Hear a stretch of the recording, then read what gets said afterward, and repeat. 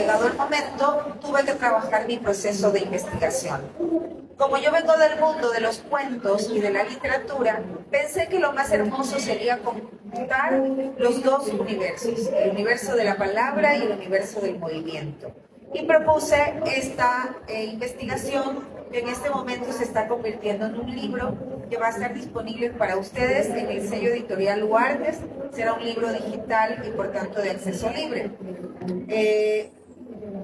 Y lo primero que pensé es, en el Génesis cuentan que Dios dio su soplo de vida al cuerpo y este entonces pudo ponerse en pie, andar, observar y nombrar las cosas. Voz y movimiento como aliento, como señales de vida. Sobre este aliento me propuse jugar. Entonces pensé que debía haber una relación entre lo que suena, lo sonoro, lo sónico, lo oral. Ahora mismo yo estoy sonando. Hay un aliento, hay una voz que sale de mi aparato fonador, esto suena y este sonido, esta oralidad se relaciona con el cuerpo. Es muy complejo que hablemos sin movilizar alguna parte de nuestro cuerpo. Para empezar, se moviliza esta zona. Pero por lo general, y más en Latinoamérica, somos de expresarnos totalmente, voz y cuerpo. Entonces pensé que estaba interesada en esta relación de la palabra y del movimiento, el movimiento que el cuerpo genera y recibe, y pensé en la palabra como potencia visual gráfica. En todos lados tenemos que firmar.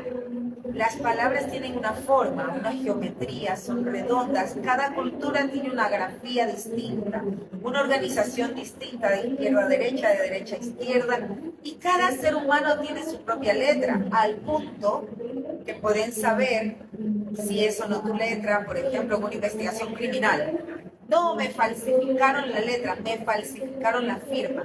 Me interesaba entonces la potencia de las palabras por su cualidad y calidad visual y gráfica, pero también por su potencia sónica, por la capacidad que tenemos para sonar.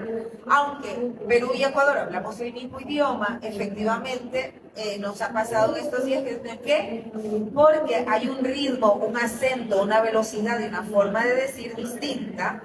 Y entonces a nosotras también nos han dicho que, no, aunque sea el mismo idioma, nos toca ralentizar un poquito porque hay una potencia en la forma de sonar.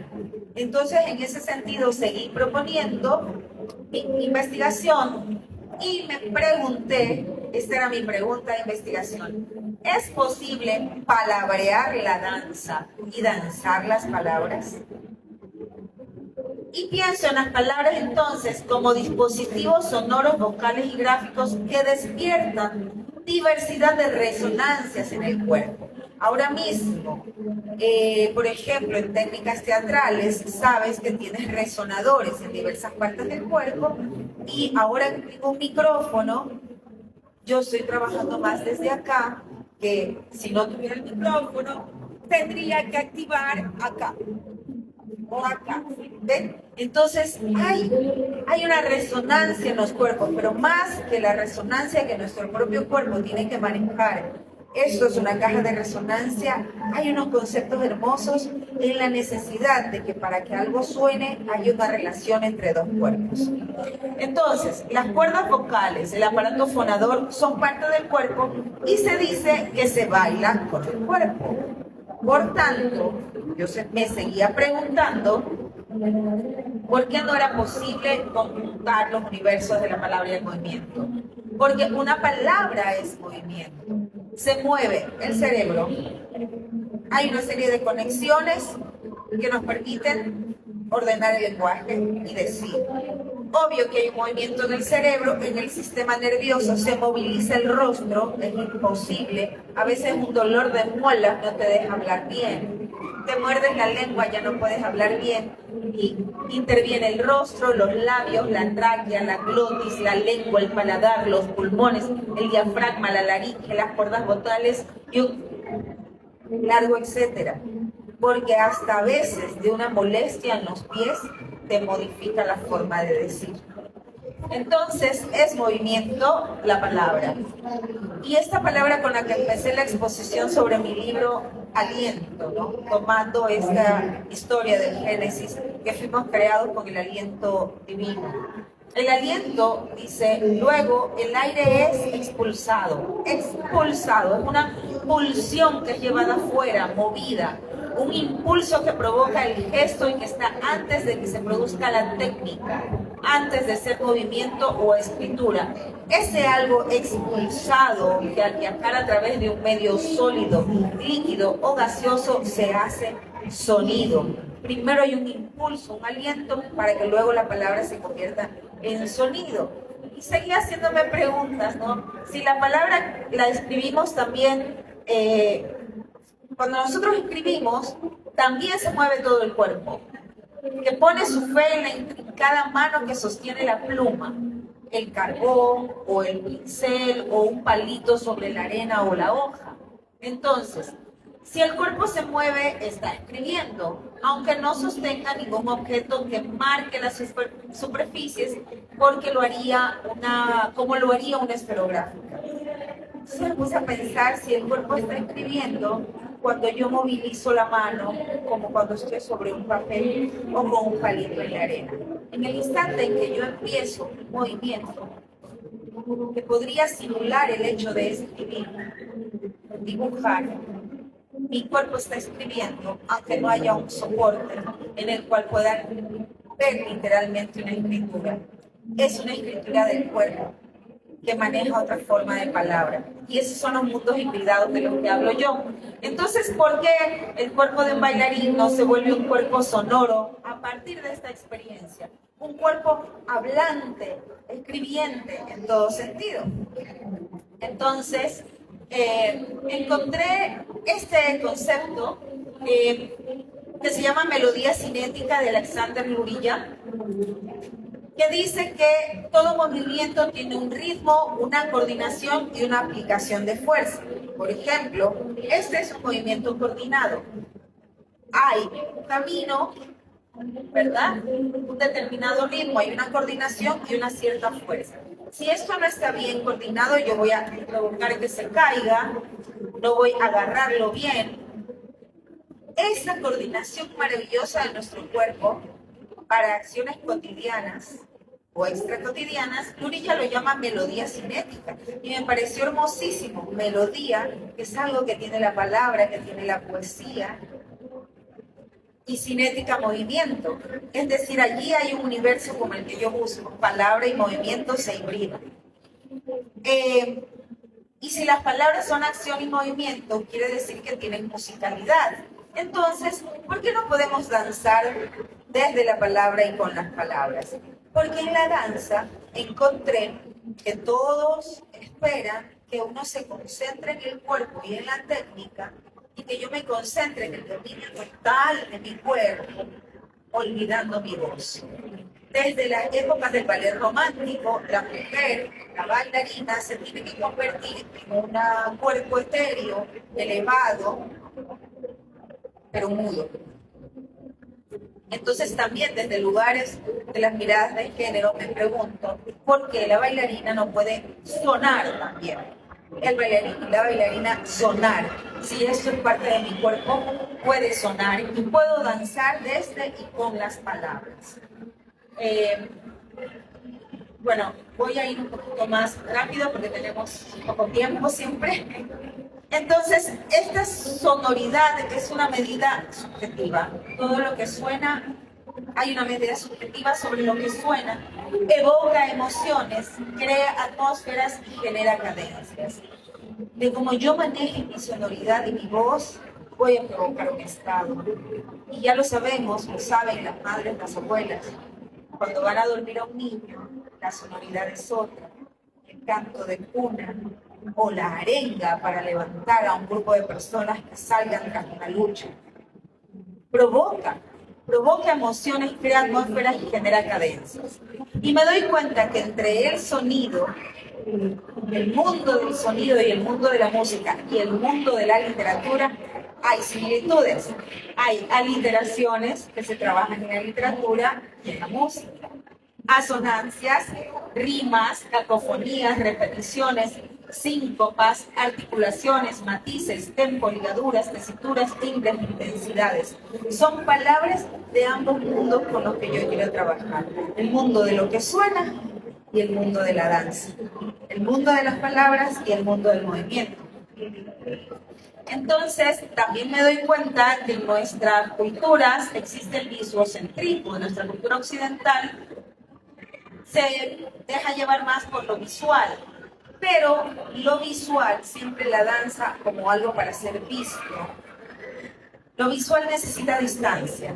Hay un objeto que es mirado y algo que mira, alguien que mira, ¿verdad? Pero la relación de lo sonoro no requiere esa distancia que garantice objetividad o racionalidad, sino que va a esta emoción de la que estaba hablando y de la subjetividad de lo sonoro. Por eso no deja de conmovernos la poesía y la música, por esa subjetividad de cómo las cosas suenan. Desde que estamos en el vientre materno hay un sonido y dicen que tienen que hablarnos en una barriga. Y el sonido provoca algo diferente, porque para que la vibración, lo sonoro se requiere de la cercanía de los cuerpos múltiples e interdependientes entre los que no habría un dominio de sujeto-objeto, sino que al atender a la vibración y a la escucha, que es una forma especializada de tocar, implica una determinada forma de estar de los objetos. Hay una ampliación de lo táctil, hay una interacción, está lo que vibra y lo que produce la vibración. Para que el sonido se dé, tiene que haber algo que vibra y otra cosa que produce la vibración. Hay una relación distinta y menos vertical que en lo visual. Entonces, por eso me seguía preguntando, sí, el mundo de las palabras desde la idea de sonar.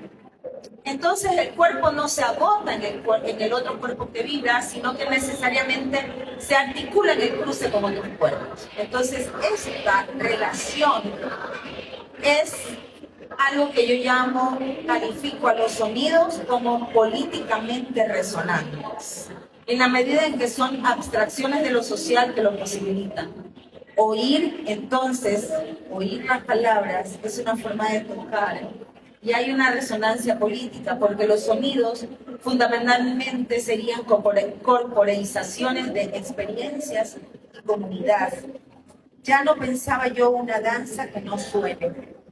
Quería traer esta particularidad de la palabra dicha y de cómo suenan las palabras, cómo suena la poesía al mundo del movimiento, porque encontraba esta potencia en lo sonoro. Entonces, pensé que podríamos ser transductores sociopolíticos. Y digo transductor y no traductor. Y por eso mi libro se llama Lo no traducible. Porque no estaba buscando, a través del lenguaje de la danza, traducir un poema. O que un poema intente una bailarina bailar el poema. O que una bailarina provoque en alguien un poema. Hablo del mundo de la transducción en el sentido en que ambos lenguajes se contaminen, se hibriden y provoquen algo distinto en donde no haya una relación subsidiaria, donde por lo general otras manifestaciones dependen del texto. Hay una obra que tiene un guión, que luego ese guión es trasladado a un lenguaje teatral. O este poema es trasladado a la danza, y cuando caemos en la literalidad es terrible, no estoy triste. Porque pena. Entonces buscaba que el cuerpo se modifique de otra manera a través del sonido y de la palabra. Y por eso propongo en mi libro esta transducción sociopolítica. El sonido y la música son absorbidos por los individuos en variadas formas de conciencia e interpretación, y entonces convertidos en modos cinéticos y sociales de tomar partido con los demás. Para mí esto sería la danza. Vamos a seguir. Bueno, para dar un poquito más de rapidez a mi presentación, si el que habla, canta o cuenta es una figura central, ¿cuál es el papel de quien escucha? Me pregunté también, porque estuve todo el rato pensando, yo como intérprete, trabajar mi técnica, mi cuerpo, que se sienta afectado por el sonido de las palabras. Pero ¿y cuál sería el lugar de quien escucha? Entonces, me agarré de este filósofo que dice que la poesía habla mejor y más propiamente por medio de los oyentes, de los espectadores o incluso de los lectores, que por medio de los recitadores habla mejor que por medio de los recitadores, los actores y los declamadores. Lo que dirige el relato no es la voz, es el oído. Y me resultó un hermoso referente para lo que estaba proponiendo en mi libro. Y digo que si todo el proceso cultural es construcción de una comunidad, y si toda comunidad es construcción cultural, la sensibilidad o capacidad de escucha también es una construcción que convierte a un individuo en oyente y como oyente lo convierte en coautor. Ustedes siempre van a ser coautores de quienes intentamos estar en la escena. Sin ustedes no nos es posible este acto de decir y de movernos. Y Gadamer dice más, dice que tenemos un oído interno. Él cuenta que cuando era niño, en la escuela se metían problemas con los profesores porque él no era capaz de escribir sin ir balbuceando. Porque él sentía que tenía un oído interno, que si no le sonaba la palabra dentro de su cabeza no le era posible traspasarla al papel. Y él llama a este fenómeno un oído interno y nos dice, por muy adecuada que sea cualquier reproducción de una poesía por medio de la voz, solo el oído interno puede hacer audible la pura idealidad de la configuración. Solo en el oído interno son plenamente uno la referencia del sentido y la forma del sonido. Entonces no se trata de que haya que ver para descifrar lo escrito, sino que lo que importa es que hay que oír lo que dice lo escrito. Entonces todo este trabajo para seguir pensando en la danza, ¿no?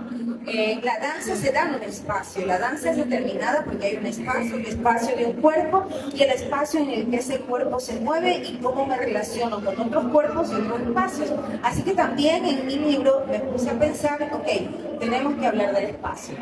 Hay un espacio exterior y hay un territorio acústico. Aquí, por ejemplo, está complejo lo acústico. Estamos en un espacio un poco abierto, ahí hay otro parlante, la gente habla, hay sonidos de máquinas, las personas que caminan, ahí hay otro stand, a veces hay otro evento allá. Todo eso, por ejemplo, es un ejemplo del territorio acústico. Y esto también, este espacio exterior, siempre hay un punto de vista, ¿no? Uno entra por la puerta principal y está el stand del país invitado. Está ubicado para manejar un punto de vista, ¿cierto? Y yo me pregunto entonces si existe un punto de escucha. Era una de las preguntas de mi investigación. Porque los cuerpos conviven en un espacio, en territorios acústicos, en geografías concretas. Uno dice mi ciudad o mi barrio, por ejemplo, pero esto, más dimensiones de la experiencia cotidiana del sonido, convierte esto en un medio de transformación social y personal. Y pensar en la dimensión política del espacio haciendo una reflexión crítica del mismo a través del sonido, y más específicamente de la definición de lo público y lo privado, y yo añadiría del mundo sonoro exterior y del interior. ¿Existe la dicotomía de un mundo sonoro exterior e interior? Yo creo que estamos hechos por todo lo que suena, las palabras suenan, este espacio suena, todo suena, no existe el silencio es imposible. Bueno, seguí sumando capas para mi investigación en este libro, entonces propongo que ya no exista solo un punto de vista, sino un punto de escucha. La perspectiva sonora nos invitaría a crear nuevas formas simbólicas de expresión y una nueva actitud de lectura también, que demanda una atención menos logocéntrica. Cuerpos vibrantes y vibratorios de los que emerge una energía una cultura sonora, una memoria, pero sobre todo de la relación más horizontal, que es la memoria del escucha o escuchante, que es a su vez nuestro cuerpo y el cuerpo del otro o otra, sobre el que rebota y repercute nuestro decir y nuestro hacer. Todo en contra de la sordera y de la escucha líquida, que diría Bauman. En ese sentido, me preguntaba entonces cuánta acción pueden contener unos versos y si se pueden poetizar los movimientos, porque toda esta investigación era como parte de mi carrera de danza. Recuerdan que empecé contando que entré a la carrera de danza con 50 años. Entonces, recordé a Marguerite Durazno a propósito de esto, de la acción de las palabras. Ante la afirmación de Duras de que no es posible escribir sin la fuerza del cuerpo, yo quiero añadir que no es posible danzar sin la fuerza de la palabra, es decir, de lo gráfico y lo sonoro del lenguaje. Y entonces, a partir de ese ejercicio, me propuse un taller donde invité a personas del mundo de la danza, del mundo del teatro y de cualquier profesión, digamos, cualquier tipo de persona que se interesara en estos temas. Y armé 12 ejercicios que provocan esta relación entre la palabra como grafía, la palabra como sonido y el cuerpo en movimiento y el movimiento.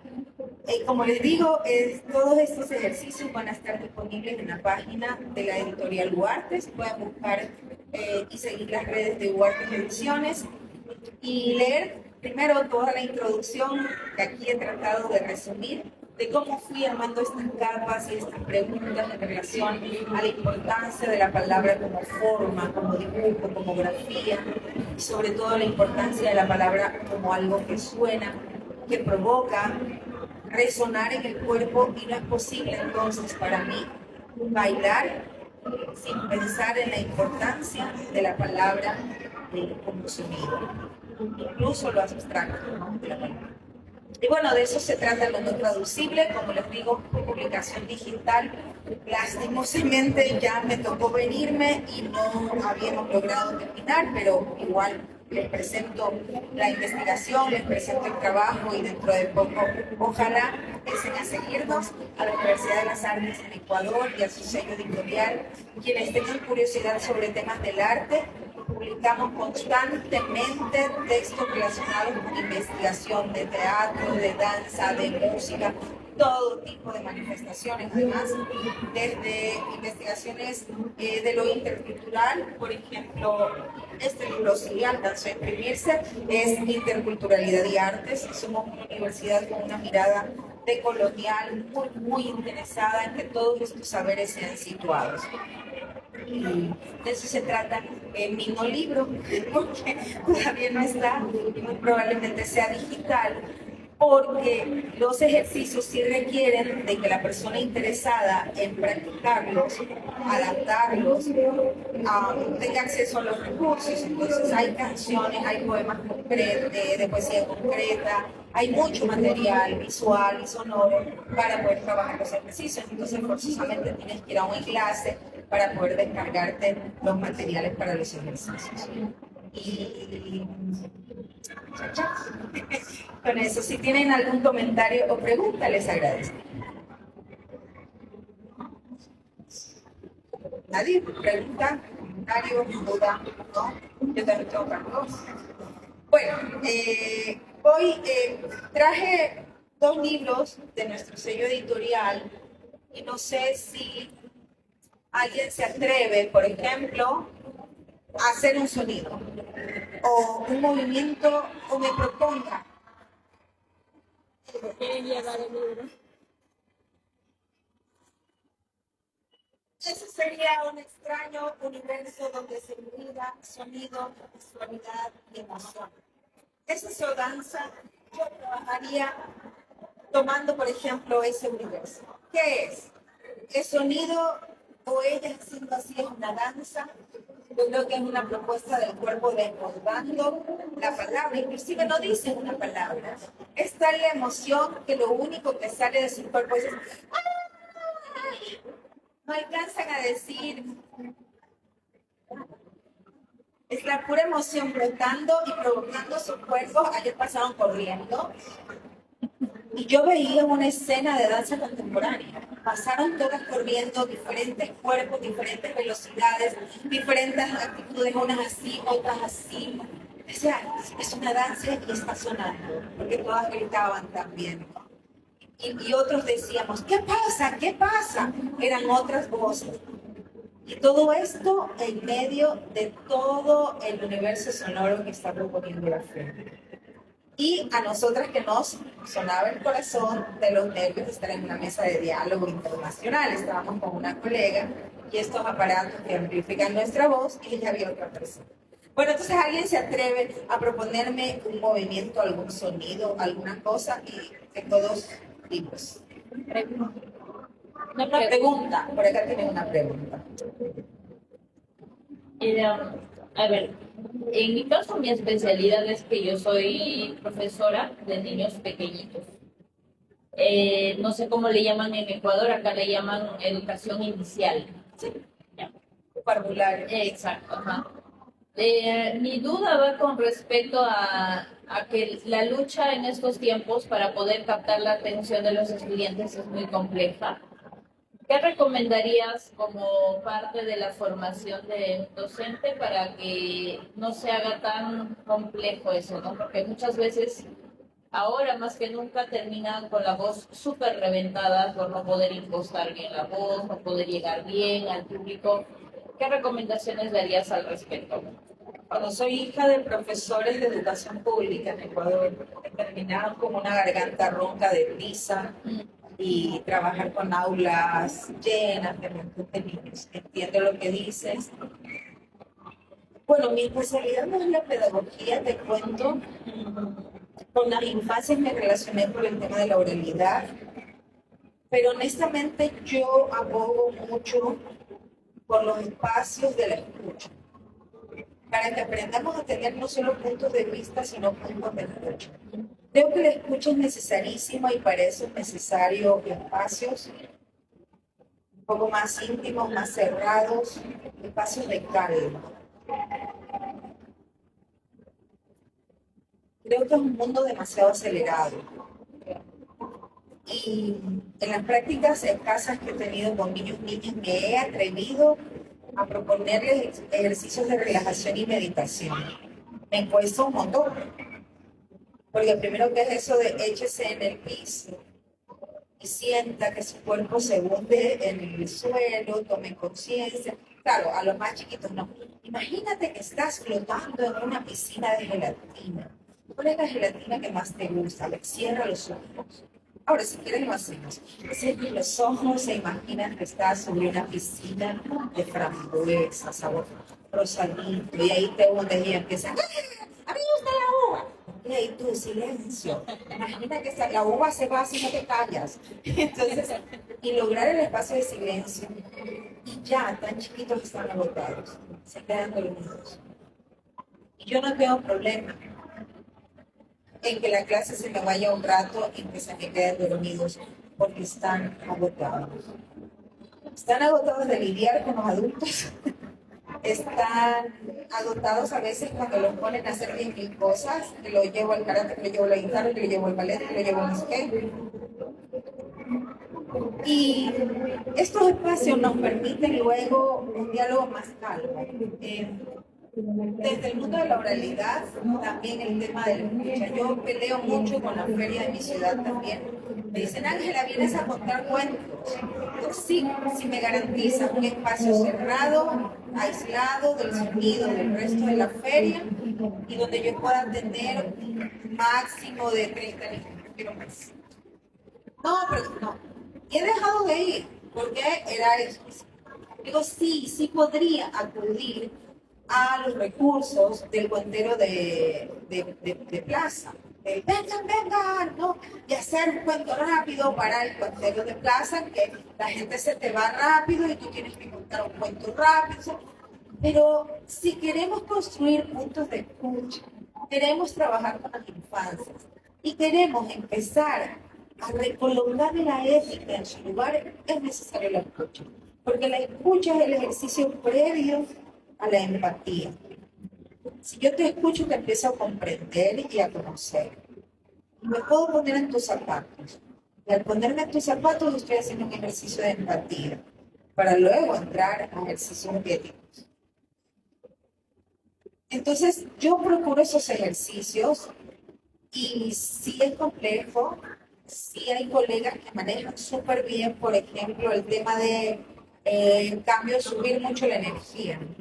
Mucha energía, que llegan, chicos, y los y tienen una capacidad para ponerlos a jugar y dominarlos. Y a veces he hecho esas cositas, pero eso es, para mí, es un ejercicio que puedes hacer una o dos veces, pero te imaginas todo el año lectivo, terminas hospitalizado como profesor todos los días.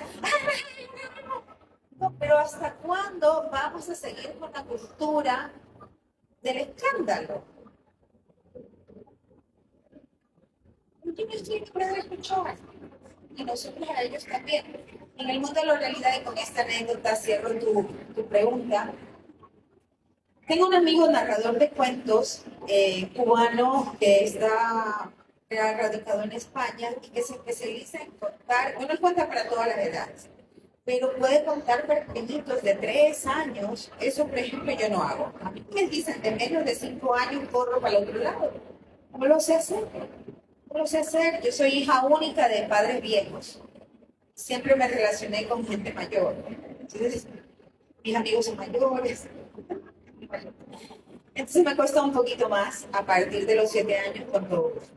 Y mi amigo se especializa en eso y una vez lo vi en un colegio, le llenaron un salón de niños chiquitos de 4 o 5 años, él se sentó a contar y empieza a contar y había uno que lloraba, que gritaba, que interrumpía, que empujaba al resto, los demás conectaron con el cuento y ese estaba inquieto y las profesoras, ven acá, cállate, escucha al señor, háganse.